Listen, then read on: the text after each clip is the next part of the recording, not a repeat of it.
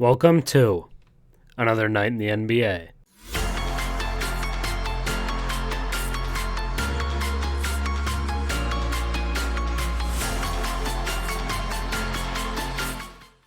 This is your 10-minute recap of the last night of NBA Hoops, an in-season tournament night where we decided who would be in the quarterfinals. So a big night of games that actually mattered this early in the season, which is really cool to see, and there are a bunch of interesting storylines that we could talk about, but the main topic to me is the Cavs, because the Cavs blow out the Hawks 128 to 125, and they've really turned it around, because I'd say they had us fooled. After the playoffs last year, they lose in an embarrassing fashion in 5 games to the Knicks, a series where they were the higher seed, had home court advantage, and were favored in the series, but they got kind of embarrassed off the floor. Even Jared Allen quoted as saying the lights were brighter than expected, which is a hilarious meme that still goes around. But the Cavs, even this year, start 1-3, and then after that get to 3-5, and it seemed like things were falling apart. They did have some injuries, but it still was weird how they weren't able to keep it together.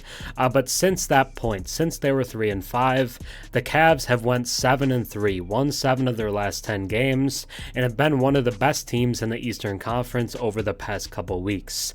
They've climbed up to a tie for 7th place in the East and are only half a game back of the Knicks for 5th place in the East. So it's really impressive how they've turned this thing around, and it really stood out in this game because there were 2 guys who really balled out. And I'll start out with the star. Everyone knows he's the star in Cleveland, Donovan Mitchell. 40 points in this game in the victory, plus 29, a massive positive impact. Every starter for the Cavs was plus 16 or better.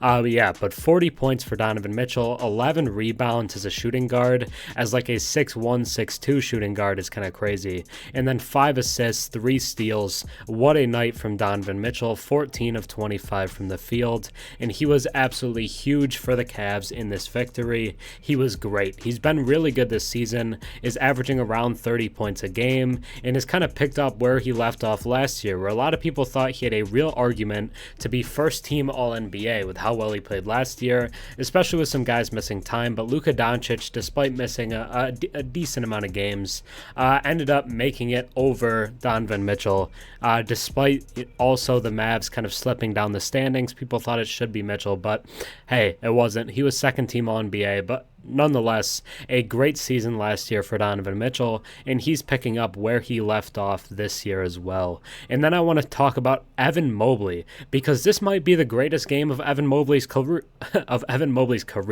He was excellent in this win and just dominated the Hawks throughout. 17 points, 19 rebounds, and 7 blocks. Wow, was this dude a menace, especially on the defensive end, because 14 of his rebounds came on the defensive end, and he also had 7 blocks there, 8 of 11 from the field, super efficient. There's a real argument, despite Mitchell's 40, that Mobley was the best player in this game, and this is what you're looking for.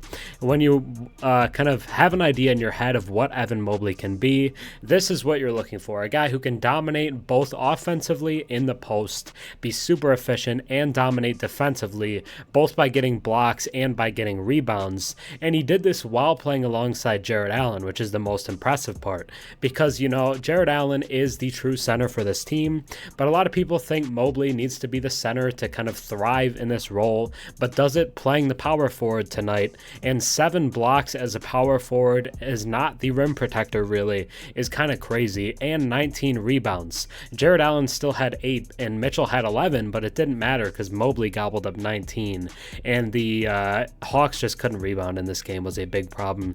And they shot poorly, 29.5% from 3 and 35% from the field for Atlanta, which meant a lot of defensive rebounds were up for grabs for the Cavs.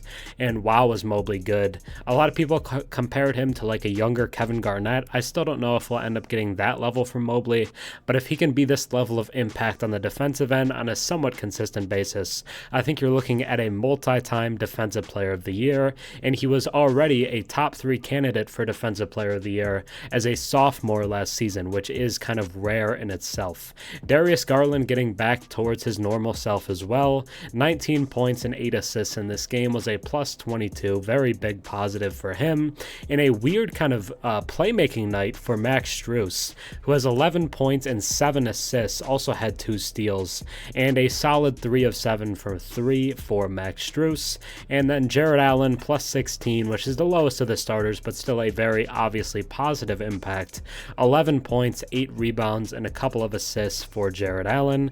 And then they get a couple guys in double figures off the bench as well, 12 for Georges Niang and 10 for Karis LeVert. The weird part is that Craig Porter Jr., who looked really good when Donovan Mitchell was out and was making a push towards being an all-rookie level guy, only plays 3 minutes in this game. He hasn't been getting the same level of minutes since Mitchell came back, which is to be expected that they would drop, but to pretty much go non-existent is weird. It kind of feels like the Cam Thomas situation last year with Brooklyn.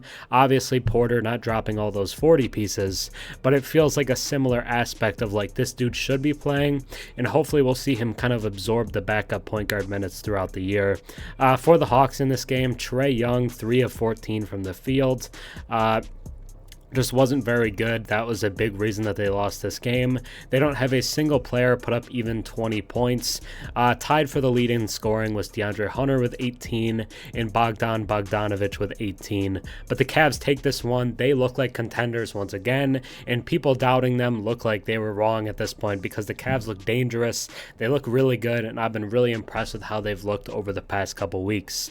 But now let's shoot around the league, look at different action, different outcomes, and try to get an idea of what happened on this night of NBA basketball. So, in other action from around the NBA, we did have 7 other games on this in-season tournament night, and I'll start us off with a blowout Celtics 124, Bulls 97. A game that I believe the Celtics had to win by like 23 to make the in-season tournament quarterfinals, and they win it by 27. They did what they had to do to move on. They were doing hack Andre Drummond, hack a Drummond when they were up by more than 30 to try to extend the lead, which led to a little chirpiness between the coaches. But the Celtics win this one easily, move to 14-4 on the year. The Bulls have both DeRozan and Levine go down with injuries in this game, and the Bulls continue to be awful. They just haven't been good. I think they've lost 8 of their last 9 games now. I believe it was 7 of 8 heading in. So I think it's 8 of 9 now that the Bulls have lost, and they just are not good this season.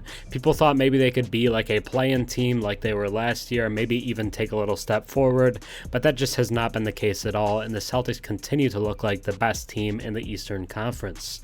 The Nets continue to be heaven for role players. This is just a team without a real star at this point, and just a bunch of different guys getting it done. They win again, 115-103. It is the Nets' 3rd straight win, and they move to 9-8 on the season, send the Raptors to 8-10, and they've just been really good. 23 for Spencer Dinwiddie, 22 for Mikal Bridges, and Cam Thomas should return this week. I don't know about Ben Simmons. That could still be a while, but they should get their leading scorer back, and that will make them even more potent than they have been recently, which is kind of scary.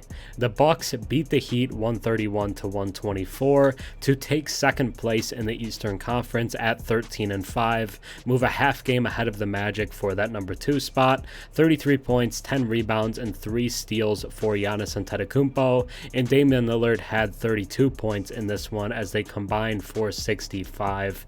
Dame and Giannis have really picked it up as of late, and the two of them together look phenomenal. So the Bucks look really dangerous. The East should be concerned of how good the Bucks look, and the Heat without Jimmy Butler stay in this game, so I would say that was a positive on the Miami end, but they couldn't win it. So that There were some positives for them in this game. Jaquez has 14 points on 7 of 9 shooting, continues to look like one of the better rookies despite going around the 20th pick. So Jaquez looks good. Without Jimmy Butler, they stay close. Bam with 31 and 10, but the Bucks take it. The Knicks beat the Hornets 115-91. No LaMelo Ball for multiple weeks for the Hornets coming up, so it could get kind of rocky here. But Julius Randle was dominant in this game, 25 points and 20 rebounds. Jalen Brunson only has to put up like 13, but despite that, it was an easy victory for the Knicks, and they moved to 10-7 on the year. The Timberwolves beat the Thunder to easily kind of remain the number 1 seed in the Western Conference, now at 13-4 on the season. 17 points, 16 rebounds, and 4 blocks for Rudy Gobert. But for the Thunder, SGA continues an MVP caliber season, 32 points and 3 steals. Chet Holmgren, though, was not very good in this game, shot about 30% from the field. The Mavs beat the Rockets 121-115, thanks to 41 points, 9 rebounds, and 9 assists from Luka Doncic. This is a game between two teams that have looked pretty good to start the year, but the Mavs take it thanks to Luka, and Kyrie was alright as well. And then for the Rockets, 31 points and 9 rebounds for Alperen Şengün, who will be an all-star this season. I think that's fair to say at this point, and it feels almost obvious. The Mavs won the fourth quarter by 10, which won them this game. It seemed like the Rockets might have it, and the Rockets, I think, are a legit playoff team this year, but the Mavs continue to look good to start the season. Then we have one game that's still going on, hasn't concluded yet. It is Warriors versus Kings, and the Warriors are up 14 in the third quarter. They continue to own the Kings. The Kings just can't compete with them for whatever reason.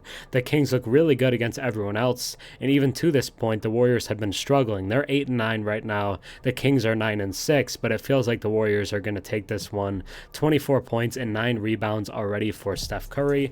But as always, I always want to do, let's get into the last segment of the night, which is the top 5 players according to the Real Sports app.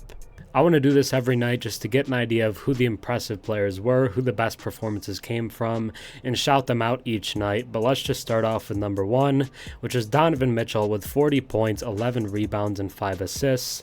Luka Doncic at number 2 with 41, 9, and 9. Shai Gilgeous-Alexander comes in at 3 with 32 points, 4 rebounds, and 4 assists. Giannis at number 4 with 33 points, 10 rebounds, and 69% from the field. Nice.